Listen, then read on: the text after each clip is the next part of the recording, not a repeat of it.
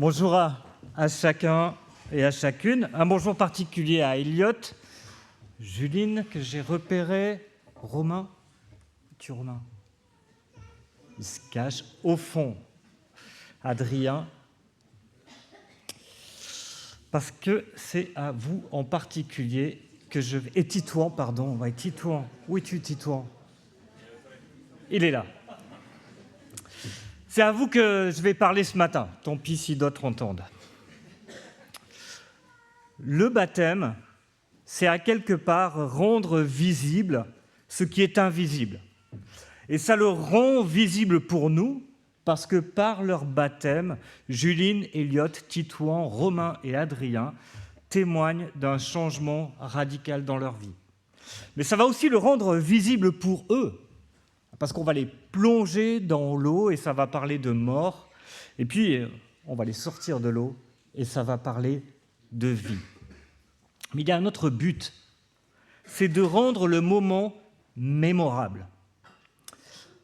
La Bible recèle de symboles et d'événements qui ont marqué la mémoire du peuple. Alors, je suis venu avec un marteau. Et l'idée, c'est de prendre une idée et de taper dessus jusqu'à ce que l'idée soit bien enfoncée. Et l'idée, c'est que vous vous rappeliez pendant votre vie de cette idée parce qu'on l'aura bien enfoncée, bien martelée. Alors ce matin, je suis venu, pensant trouver un marteau facilement à l'église. J'en ai pas trouvé, alors au cas où, j'ai une masse. Une question d'abord à tous les 5. Est-ce que vous ne vous êtes jamais dit « je ne serai jamais assez bon » ? Est-ce que vous êtes jamais dit « j'en ai marre de ne pas y arriver à gérer cette jalousie, cette mauvaise humeur, cet orgueil, matérialisme, cette paresse ou ces désirs que j'ai et que je ne contrôle pas ?» Il y a tant de raisons d'échouer finalement à être bon. Changez pas juste en apparence pour faire comme si on est le dimanche matin, mais changez de manière radicale et profonde. Écoutez ce que Paul dit dans sa lettre aux Galates, et c'est mon idée, et c'est celle que je vais marteler ce matin. Mort avec Christ, vivant pour Christ. Mort avec Christ, vivant pour Christ. Mort avec Christ, vivant pour Christ. Si vous vous rappelez de ça, tout va bien. Galates 2, verset 20. « Je suis crucifié avec le Christ, ce n'est plus moi qui vis, c'est le Christ qui vit en moi. Ma vie présente dans la chair, je la vis dans la foi du Fils de Dieu qui m'a aimé et qui s'est livré lui-même pour moi. » Et en fait, juste avant ce texte, Paul évoquait la loi. De manière plus précise, il évoque la loi de Dieu, celle qui définit ce qui est juste et ce qui ne l'est pas. Dans chaque pays, on a des lois, dans chaque entreprise, dans les associations, on a des règlements, mais il y a une loi qui est bien plus fondamentale. C'est la loi du Créateur, la loi de Dieu. Cette loi, on la trouve sous plein d'aspects dans la Bible. Elle est des fois résumée en 10 commandements, ou elle est, par exemple, comme Jésus le dit, aimer Dieu, aimer son prochain. Et là, si on examine, ou si vous examinez tous les 5 votre vie avec honnêteté, aucun d'entre nous ne suit parfaitement cette loi. Et parce que nous ne suivons pas cette loi, nous sommes condamnés par cette loi. Et en fait, pour vous rassurer, vous n'êtes pas seul. Chaque homme, chaque femme de chaque génération a échoué à suivre cette loi. Moi et vous, y compris. Y a-t-il une solution ? Oui, on l'a déjà évoqué. Dieu a envoyé son Fils sur cette terre. Tous ont échoué, sauf lui. Il a parfaitement obéi à cette loi. Et il est mort pour prendre notre condamnation à notre place. Et la bonne nouvelle, c'est que par la foi en Jésus-Christ, qui nous rend justes devant Dieu, ce n'est pas ce que vous faites qui vous rend juste, c'est le fait de croire ce que Jésus a fait pour vous. Ça veut dire que rien de ce que je peux faire ne me rend juste devant Dieu. Aucune bonne œuvre ne peut me racheter devant Dieu. C'est comme si votre vie ne comptait pas. Un homme parle à sa femme et elle ne réagit pas. Alors attention, c'est une illustration, je ne suis pas en train de parler de votre couple. Et comme sa femme ne réagit pas, il parle plus fort. Et elle ne réagit toujours pas, comme si elle ne l'entendait pas. Alors il se met à faire de grands gestes devant elle et elle ne le voit pas. Alors il saute, il bouge, il fait tout ce qu'il peut. Aucune réaction. Alors il réfléchit, il se dit, si rien ne provoque aucune réaction, c'est que je dois être mort. Paul dit exactement la même chose. Tout ce que nous faisons, tout ce que nous accomplissons, rien ne produit de réaction. Il le dit, mais avec une image un peu moins amusante. Il dit « Je suis crucifié avec Christ. Il y a des clous dans mes mains. Il y a une couronne d'épines sur ma tête. Des soldats se sont partagés mes vêtements. Ma mère pleure, mais personne ne la réconforte. Un soldat a percé mon côté. Il y a du sang qui coule à mes pieds.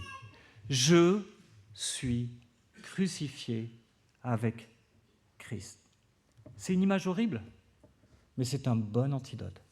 C'est un bon antidote à notre orgueil. Mes œuvres ne me qualifient pas. Je suis pasteur et mes œuvres ne me qualifient pas. Elles ne me rendent pas plus bon, pas meilleur, pas plus acceptable que qui que ce soit. On a une petite musique. Une petite musique qui nous dit que nous ne sommes pas parfaits, mais quand même, peut-être meilleurs que certains. C'est juste un peu de fierté, de l'orgueil spirituel. Je suis crucifié avec Christ. Je suis uni à lui dans sa mort. Les morts ne font pas de bonnes œuvres. Les morts ne sont pas meilleurs ou moins bons que les autres. Les morts sont morts et leur orgueil est mort avec eux. Morts avec Christ. Impossible de se distinguer par nos belles capacités. Ça tue l'orgueil, mais ça tue aussi le désespoir. Si nos bonnes œuvres ne nous rendent pas plus acceptables, nos péchés ne nous détruisent plus. On ne blâme pas les morts. On ne les accuse pas de ne pas en faire assez, de ne pas être assez bons. Juline, Elliot, Titouan, Romain, Adrien, il y a bien des choses dont vous ne pouvez pas être fiers dans votre vie.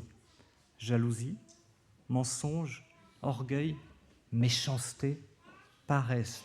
À vous de faire la liste. Mais ce matin, vous dites « Je suis mort avec Christ ».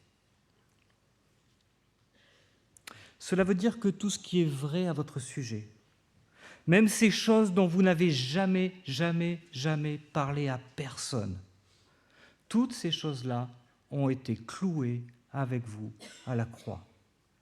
Votre honte est clouée à la croix. Votre péché est mort à la croix, crucifié. Vous savez, il y a quelques années, je venais juste de me marier avec Aude, et des amis nous avaient invités d'aller dans la Chartreuse. C'était en février ou mars, je ne me souviens pas exactement, mais je me souviens bien qu'il neigeait ce soir-là. Il y a deux routes possibles. Une qui descend depuis le plateau, qui va jusque sur Sassenage, Grenoble, on traverse tout Grenoble et on remonte de l'autre côté. Et c'est assez long. Et puis il y a une autre option, c'est de passer par le col du Coq. Ce col, on monte jusqu'à 1500 mètres, et puis on arrive directement sur la vallée du Grésivaudan. Et cette route est fermée l'hiver. Mais moi, j'aime conduire sur la neige. J'ai toujours aimé ça. Alors, route fermée ou pas, j'ai pris la direction du col. Arrivé en bas, effectivement, la route est fermée, mais il y a de la place pour passer à côté de la barrière. Ma femme me dit « Mais tu es sûr que tu veux passer par là ?»« Oui, tu ne devrais pas passer par là. Si, c'est tellement plus court. Et je ne l'ai pas écouté.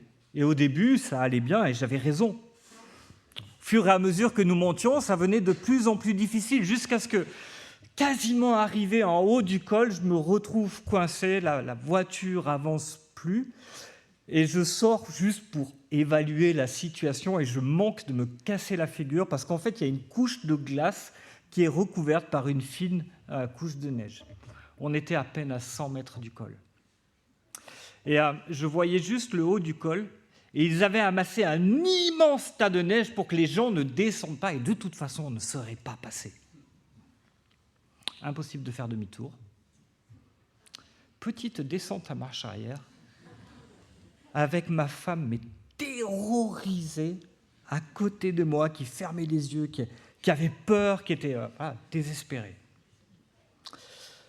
J'ai toujours aimé rouler sous la neige.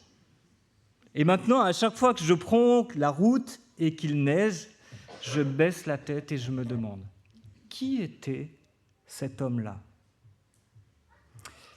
Qui était celui qui était capable de sacrifier tout ce qu'il a de plus cher pour éviter un détour et ne pas admettre qu'il s'était trompé ? Et à chaque fois que j'en parle, j'ai une profonde honte jusqu'à ce que je me souvienne, mon péché est à la croix. Je ne le porte plus parce que Jésus l'a payé à ma place. Mon péché est mort, il n'a plus de pouvoir sur moi. Tout ce qui me fait honte est uni à la mort de Jésus-Christ. Je suis uni à Christ dans sa mort. C'est une bonne nouvelle que d'être uni à la mort de Jésus, parce que ça veut dire que la honte de vos péchés est effacée. Mais il y a une meilleure nouvelle. C'est que ce n'est pas la fin de l'histoire. Ce texte ne nous dit pas que nous sommes juste unis à la mort de Christ, il dit que nous sommes également unis à la vie de Christ. Mort pour Christ, vivant pour Christ. J'ai une question pour vous. Réfléchissez 2 secondes, Elliot, Justine, Titouan, Romain et Adrien. Si vous êtes mort et que Christ est vivant en vous, qui êtes-vous ? Qui êtes-vous ? Alors je comprends. Je comprends que personne ne veuille dire Jésus. Alors je vais changer un peu la question. Si vous êtes mort et que Jésus vit en vous, quelle identité avez-vous ? Vous avez l'identité de Jésus. Vous avez l'identité d'un enfant de Dieu. Dieu vous regarde. Et qu'est-ce qu'il voit ? Il voit Jésus. Pourquoi ? Parce que vous êtes mort et que Jésus vit en vous. Votre identité est la sienne. Ça veut dire que tout ce qui est vrai de Jésus est vrai de vous. Tout ce qui est vrai de Jésus est vrai de vous. Paul le dit dans sa lettre aux Philippiens. Pour moi, Christ, c'est ma vie. Ou dans sa lettre aux Colossiens, Christ est ma vie. C'est plus que dire que Jésus est dans mon cœur. C'est dire que Jésus est à ma place, qu'il est devenu mon identité. Essayons de comprendre un peu ce que cela veut dire. Imaginez, vous n'êtes plus assis dans cette salle, mais vous êtes sur une montagne. Et Jésus est en train de parler. Et il dit, regardez les oiseaux du ciel. Ils ne sèment pas, ils ne moissonnent pas, ils n'amassent pas des choses dans leur grenier, et leur Père céleste les nourrit. Ne valez-vous pas plus qu'eux ? Qu'est-ce que c'est ? C'est la sagesse de Jésus. C'est une sagesse de Jésus qui s'appuie sur la connaissance de Dieu et qui a des conséquences pratiques, concrètes, pour la vie de chaque jour. Une sagesse qui nous aide à vivre dans un monde générateur d'inquiétude. Christ est en vous. Son esprit vit en vous. Cette sagesse vous est accessible. Il y a une femme qui marche sur un chemin. Elle pleure. Elle est dans une procession funéraire et là, juste devant elle, il y a un cercueil. Et c'est son fils qui est dans ce cercueil. Et lorsque Jésus voit cette femme, son cœur est rempli de compassion. Il touche le cercueil et ressuscite ce Fils. Cette compassion, c'est la compassion de Christ. Et cette compassion, c'est aussi la vôtre parce que vous êtes unis à Christ. Pendant 40 jours, 40 nuits, dans le désert, Satan tente Jésus. Il le tente avec les plaisirs de ce monde, mais Jésus résiste avec la parole de Dieu et la victoire de la justice de Jésus-Christ. Cette justice, c'est la vôtre, parce que vous êtes unis à Jésus-Christ. Ce que la Bible dit, ce que Paul affirme aux Corinthiens, Jésus est devenu pour nous sagesse, justice, sanctification, salut. C'est ça l'Évangile. Vous êtes unis à Jésus-Christ. Il a fait de vous des créatures nouvelles. Tout ce qui est vrai de Jésus est vrai de vous. Sa justice est la vôtre. Imaginez, vous êtes coincé chez vous, vous venez de vous casser la jambe et vous êtes sur une chaise roulante.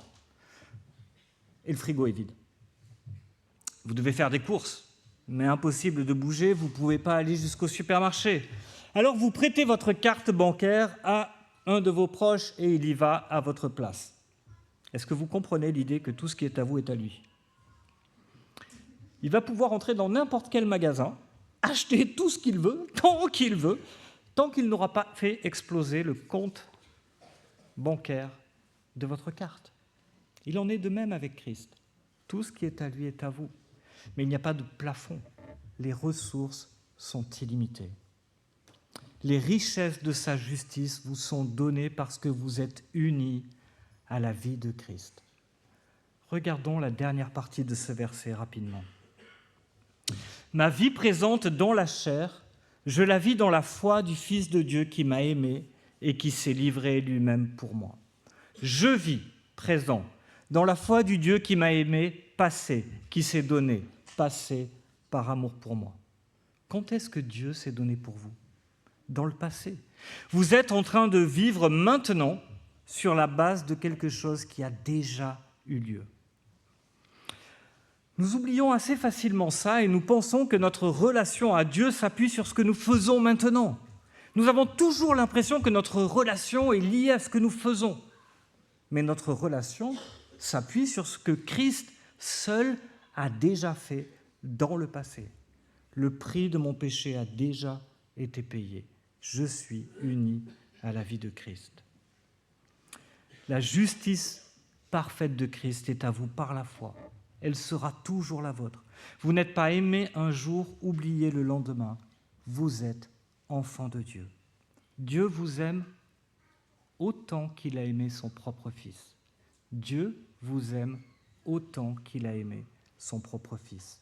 Rappelez-vous ça. Dieu ne vous évaluera pas en fonction de votre mérite, mais sur le fait que vous êtes son enfant.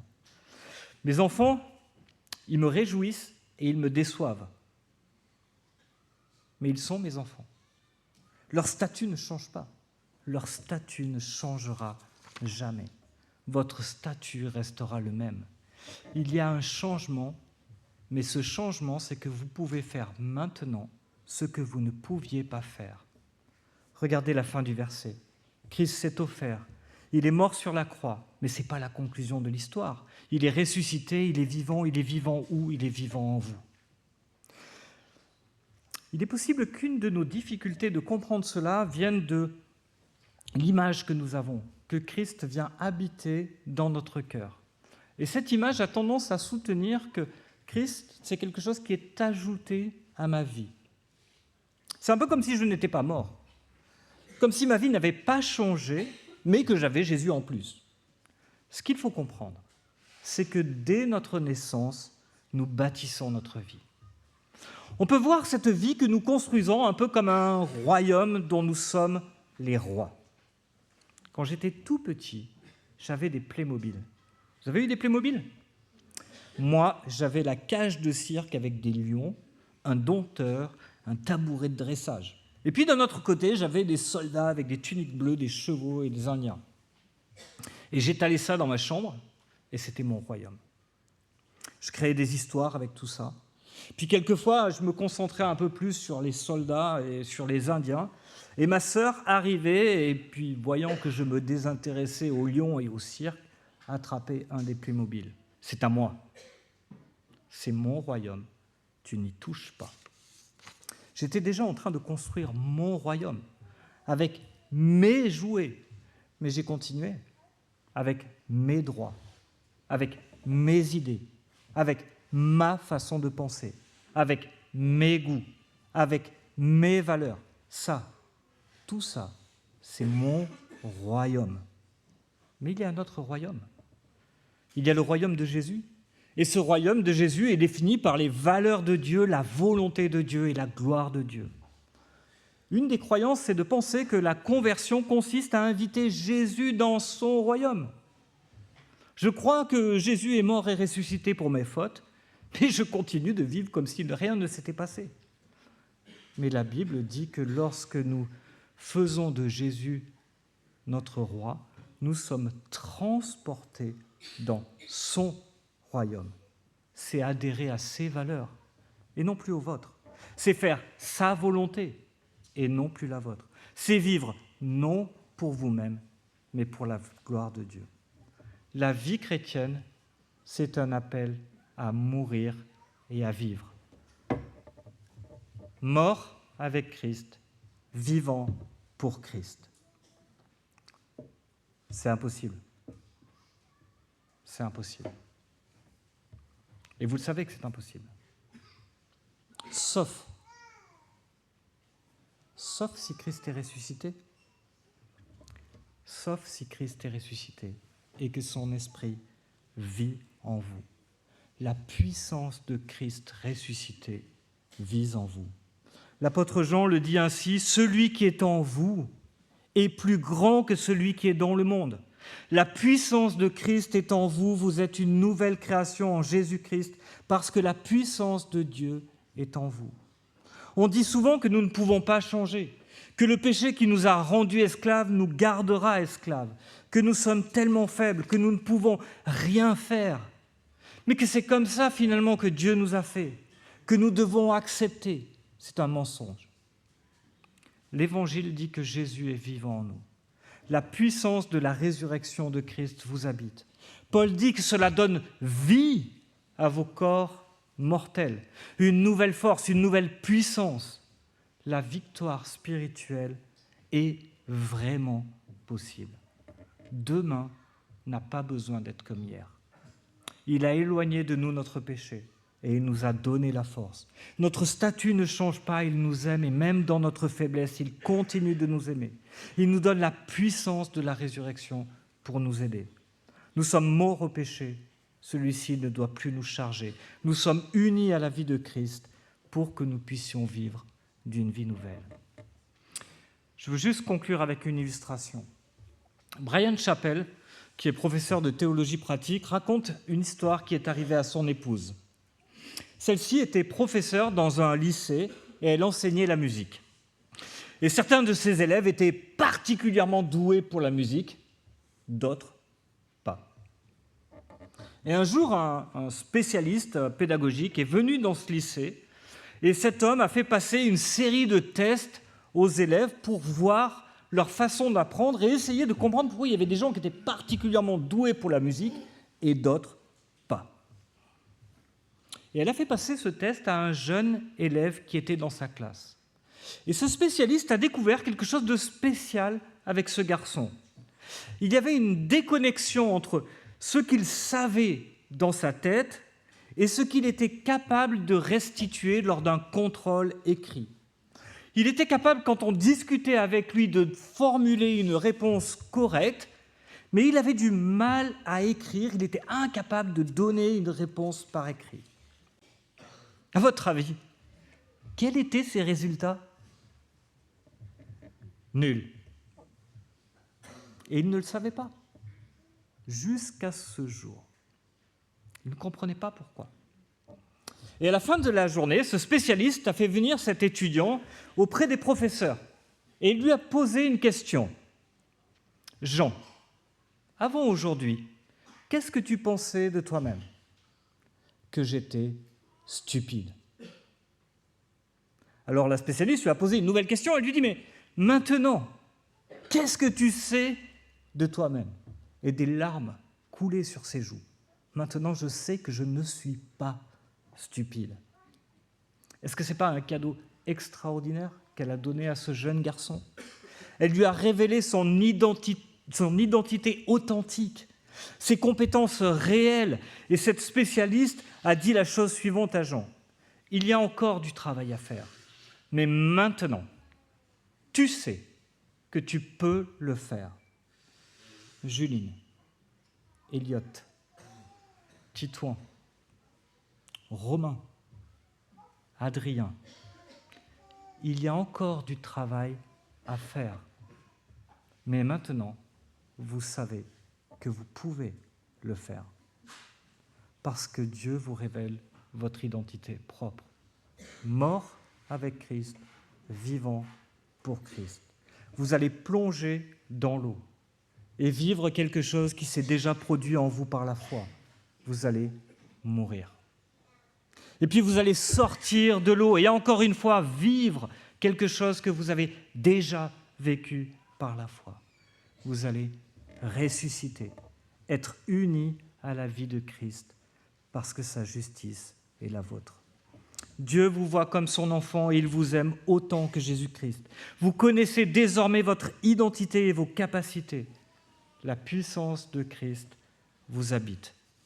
Le changement est possible. Il y a du travail, mais c'est un travail que Dieu veut accomplir en vous. Je voudrais juste prier avec vous.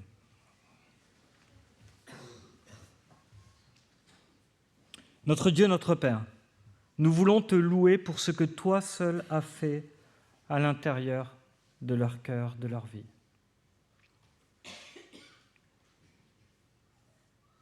Tu as transformé leur cœur, tu l'as régénéré. Tu es venu habiter ce cœur et leur être entier de ton esprit.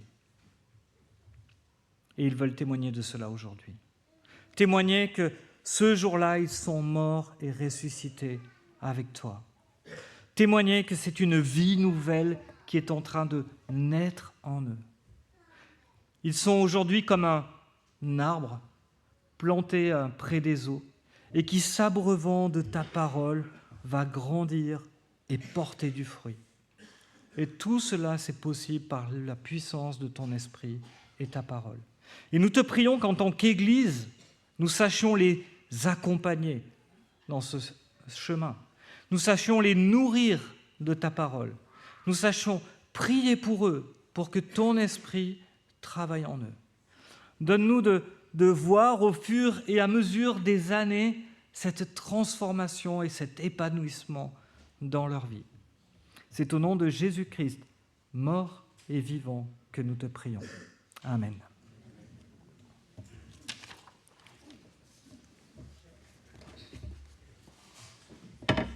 Je vous laisse le marteau.